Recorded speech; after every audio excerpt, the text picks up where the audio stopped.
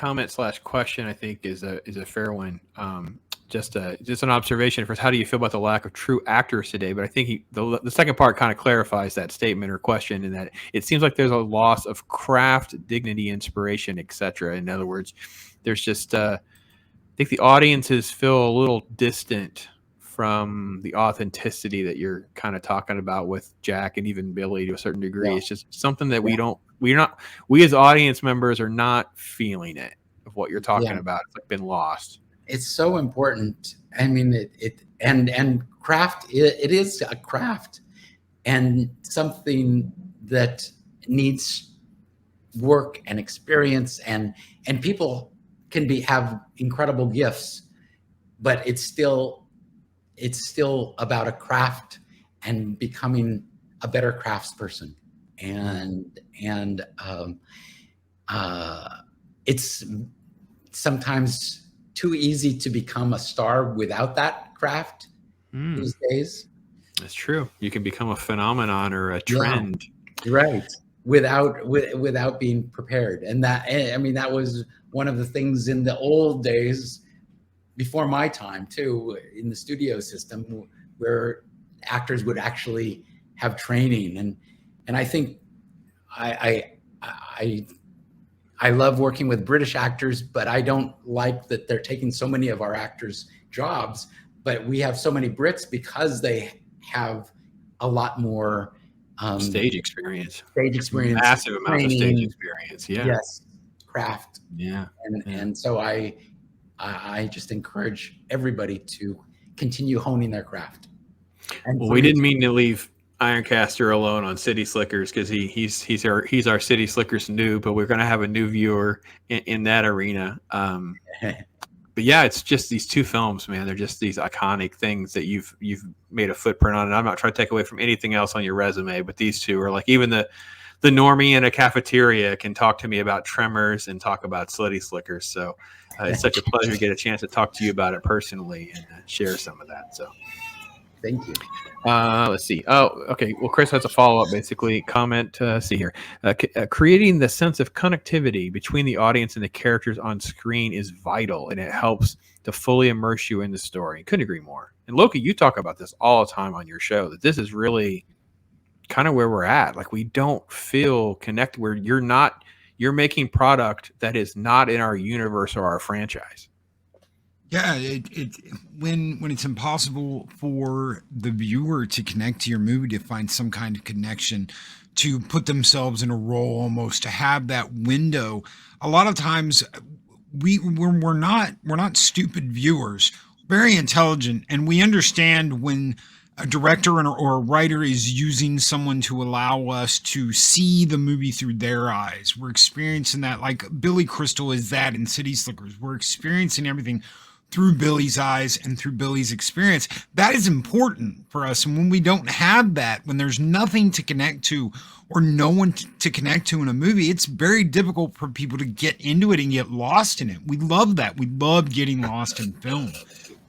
Yes, and that's my history with movies, is being lost in movies from childhood, and in TV shows, where I just wanted to be a part of that world because I related to the character, and you're being told the story through the character's point of view, and that's really so important. And something I always work on in everything I do. Whose point of view is this?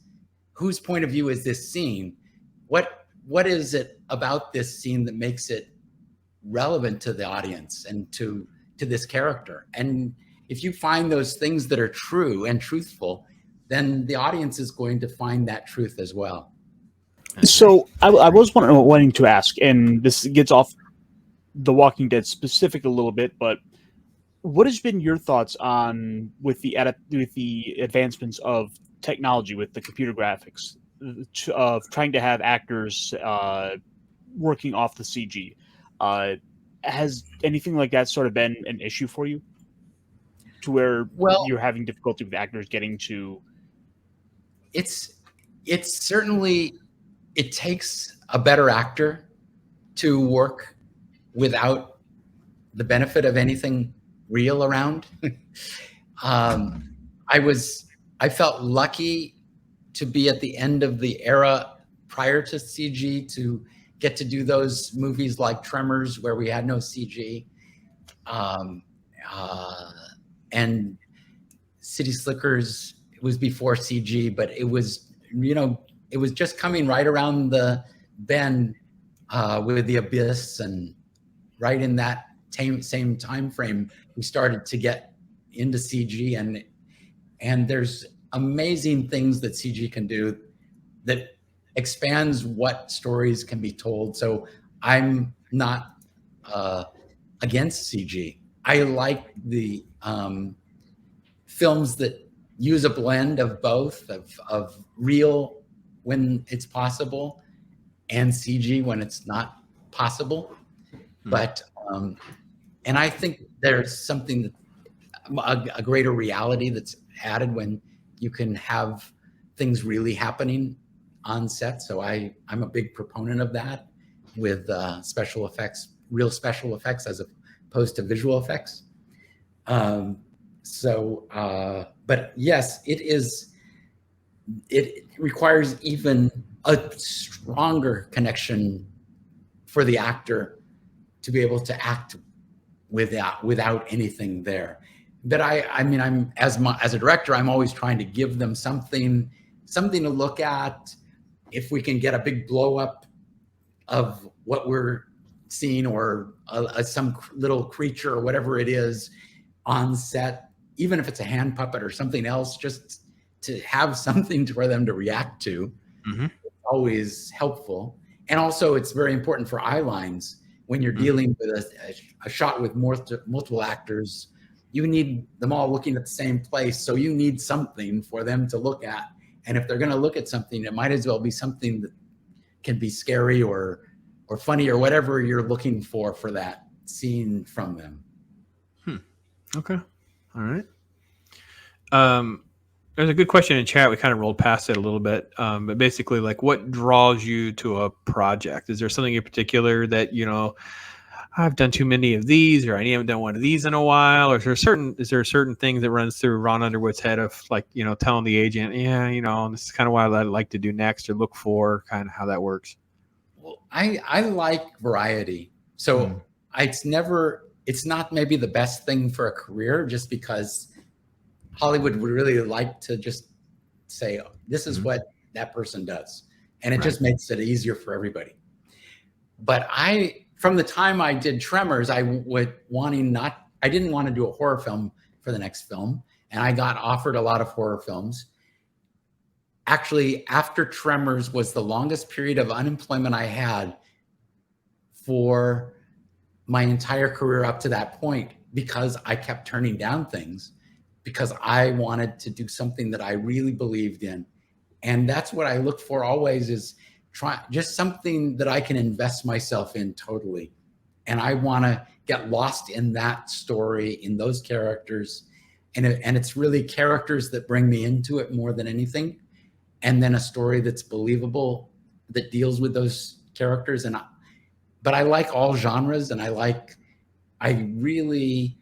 it's one of the things that I've really enjoyed about doing television, is every month I'm doing a show that has a totally different tone and a different set of characters. And so I don't feel like I'm ever getting stale. I'm trying to, get up to speed with what these characters have gone on, what's gone on in their lives up to this point. And so I'm always learning and trying to figure out what makes people tick in the script, and how to show their point of view. Like Loki was saying, I mean, point of view is so important, and really capturing a character's point of view so that people can relate to it and understand. And so that's what I'm really looking for, is stories that I can relate to through the characters. Is there a project that got away? You're like, maybe you didn't agree to it fast enough and they found someone else, or you're like, I really said no, I was kind of on the fence, maybe somebody talked me out of it. Is there one of those you'd confess to? Oh, there's always one. Can I get Ron to confess to it or not? It's usually the trick. There's many. Yeah. I'll tell you one that I was dumb to just turn down right away, and that was Men in Black. Oh, wow. Yeah. But it just was not the right timing for me. And but I mean, there were many, but I mean, it's just, you know, and it's you're looking, and part of it also, at that time I had another project that I was developing that sort of dealt in the same world of aliens that did, and so I didn't want to commit to that when I had my own project that sort of had that same world in a way, and in that film never unfortunately got made. Gotcha. But it was something that Sam Raimi brought me, and Sam was involved at the time. Yeah, it's going way back.